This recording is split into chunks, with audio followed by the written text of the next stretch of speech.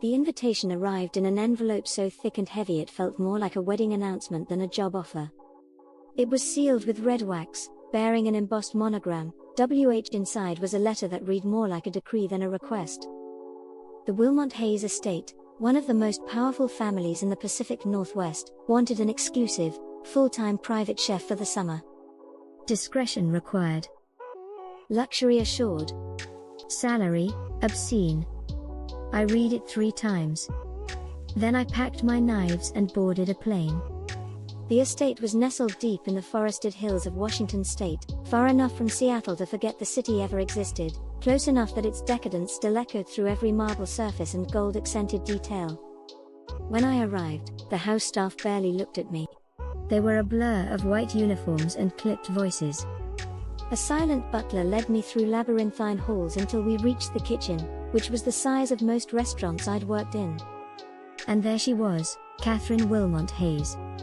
"You're younger than I expected," she said, voice like dry wine. Her grey eyes studied me as if I were a dish she might send back. "But they say you make magic." "Only if the ingredients cooperate," I replied. Her lip twitched, almost a smile. "We'll see how long that clever mouth of yours lasts here." That was the beginning. By the end of the first week, I'd prepared foie gras for breakfast, made octopus stew for a midnight snack, and learned that Catherine liked her eggs boiled precisely 5 minutes and 17 seconds. Her husband, Charles, barely ate. Instead, he hovered behind me when I cooked, asking peculiar questions about the spices I used. The youngest son, Julian, was rarely around, except when he stumbled in drunk at dawn with dirt on his shoes. And then there was Margot, the personal assistant who knew too much and said too little. I should have known the secrets weren't just in the spice rack. One evening, after plating duck confit with lavender honey reduction, I stepped outside the kitchen for air. The servants' courtyard was quiet, lit only by the moon. That's when I heard voices through the hedge. "If she finds out, it's over," said a man's voice. "She already suspects." "You shouldn't have brought her here," said a woman. "You were the one who said we needed someone new." I crept closer. The hedge parted slightly, just enough for me to glimpse Margot and Charles, standing far too close. His hand brushed her wrist. "This isn't sustainable," she hissed. "Catherine's already sniffing around. You think she doesn't notice the safe being opened at night? Let me handle Catherine. You make sure the new guy keeps his nose out of things." I stepped back too fast. A twig snapped. The conversation stopped. I turned and walked swiftly back toward the kitchen, heart pounding. But as I passed the herb garden, a shadow moved. Julian. He leaned against the trellis, eyes bloodshot and smirk curling. "So, chef, hear anything interesting tonight?" "Just crickets." "Good answer." He flicked a silver lighter open and shut. Click. Click. "Keep giving those, and maybe you'll last longer than the last one." "Last what?" But he was already gone. The next morning, I found a note folded into my chef's jacket pocket. "Cook.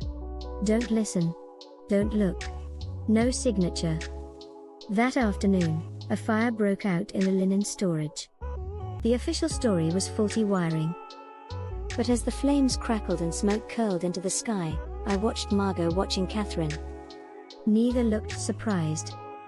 And I wondered if I was the only one in the house who hadn't picked a side yet. The real heat, I realized, wasn't coming from the kitchen. It was coming from secrets no one dared serve out loud. It had been 2 weeks since the live broadcast imploded, since the production team's darkest secrets were laid bare in the most public, humiliating way possible. The footage had gone viral within hours. Not just clips, uncut, raw, damning footage of behind-the-scenes manipulation, psychological warfare, and the lengths the network went to for ratings. And the fallout? Swift, brutal, and chaotic. The once idolized host of the show had gone silent, his PR team issuing only a vague statement about his stepping away from public life. Fans were divided, some claimed it was all part of the show, others demanded legal accountability. But for the contestants who had survived the so-called reality retreat, real life had become a battleground. The story picks back up with one of them, Harper. She had returned to her small town in Colorado thinking she could slip back into obscurity. But when she pulled up to her parents' house, the media vans were already parked out front. Her mother answered the door with tears in her eyes. "They're camped out 24/7, she whispered, pulling Harper into a hug. "You have to do something, sweetie. They're not going away." Harper blinked, dazed. "I didn't even win. Why are they still following me?" Her mother hesitated, then handed her a manila envelope that had arrived just that morning. Inside was a USB drive and a note scrawled in shaky handwriting. They erased the worst parts. "You need to see what they kept out." The USB was jammed into her laptop not 15 minutes later. The contents were shocking. Unreleased confessionals from other cast members, hidden camera footage of producers feeding false information into contestants' rooms at night, and one particularly disturbing clip of a crew member injecting something into a water bottle. Harper gasped, then recoiled. She recognized the contestant drinking from that bottle. It was Dylan, the fan favorite who had gone from confident and level-headed to paranoid and erratic in less than 48 hours. The audience had mocked his breakdown, edited for maximum laughs. But now Harper was starting to understand, Dylan had been drugged. And he wasn't the only one. Harper picked up the phone and called another former contestant, Lena. Lena answered on the second ring. "You saw it too, didn't you? You got a drive?" "They want us to stay quiet," Lena replied, voice low. "I got an email from the legal team this morning. NDA violations, threats of lawsuits." "I don't care about lawsuits," Harper snapped. "They drugged people, Lena. They ruined lives for entertainment." There was a pause. "I think someone's trying to blow this wide open," Lena whispered. "But they're being careful. No one knows who sent those drives." "You think it's someone on the inside?" "Only someone on the inside could have this kind of access," Harper murmured. "We need to find out who." The next day, the cast members received an anonymous message.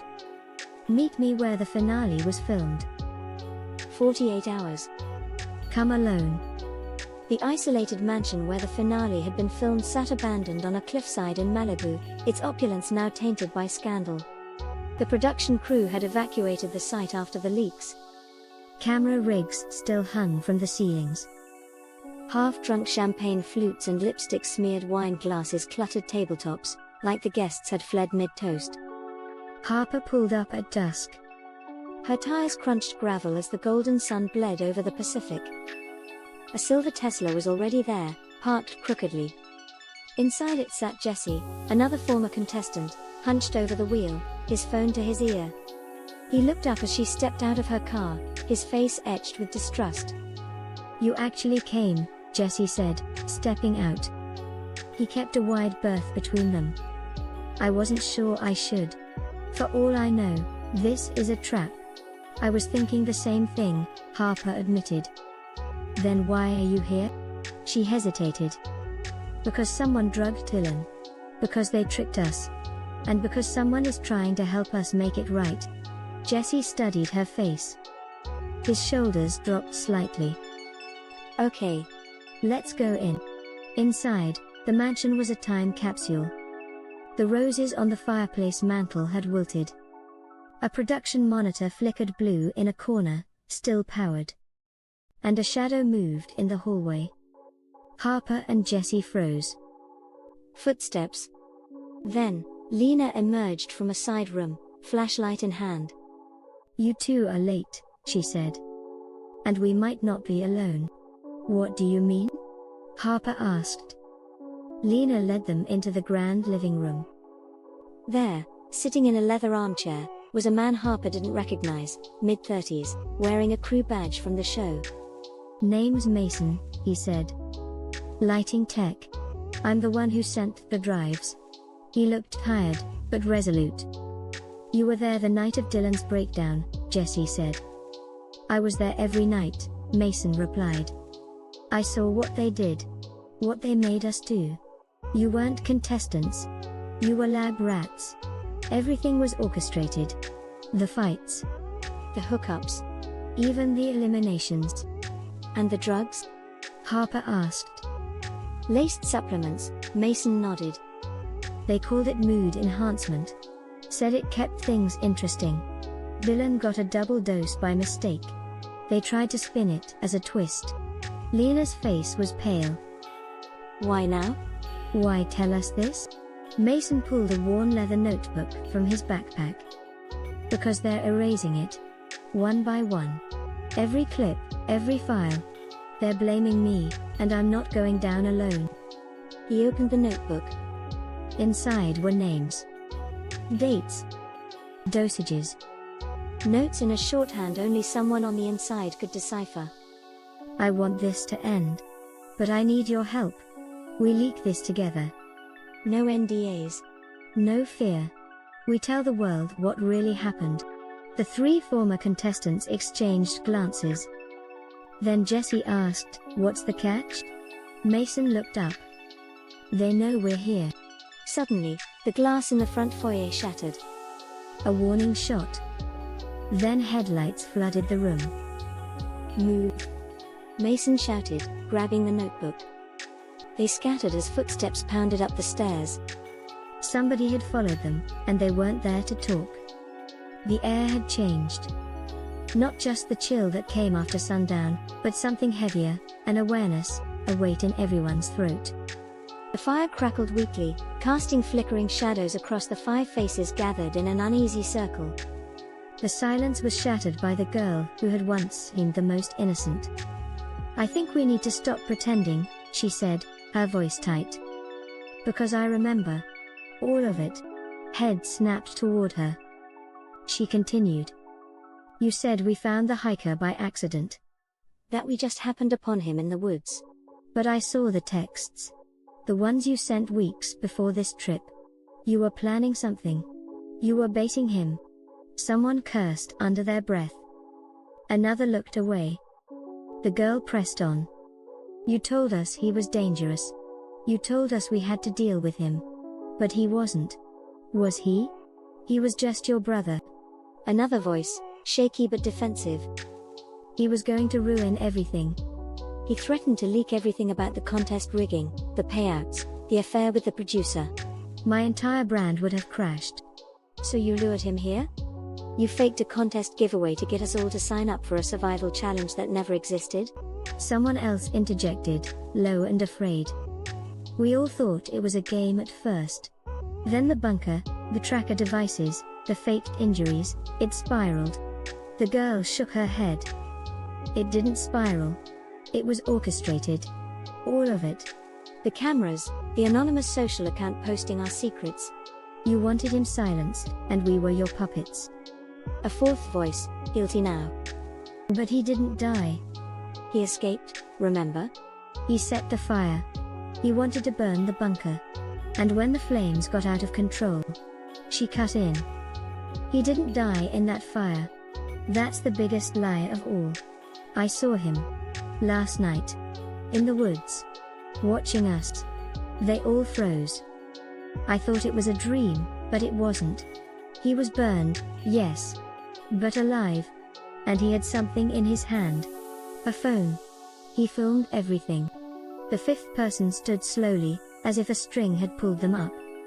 "If that's true, we have to get to the van. Now." But before they could move, a loudspeaker crackled from the trees. A distorted voice echoed, "You left me to die. You lied, and you burned it all down. But I kept the footage. The world is watching." A drone buzzed overhead. One of them collapsed to their knees. "We're done. It's over." Another screamed into the night. This was supposed to be a controlled story. Just a scandal, not a crime scene. The drone hovered, unblinking. The burned man stepped into the firelight at last, his face ruined but his eyes sharp. "You wanted a viral moment? Smile. You'll live." And the screen cut to black.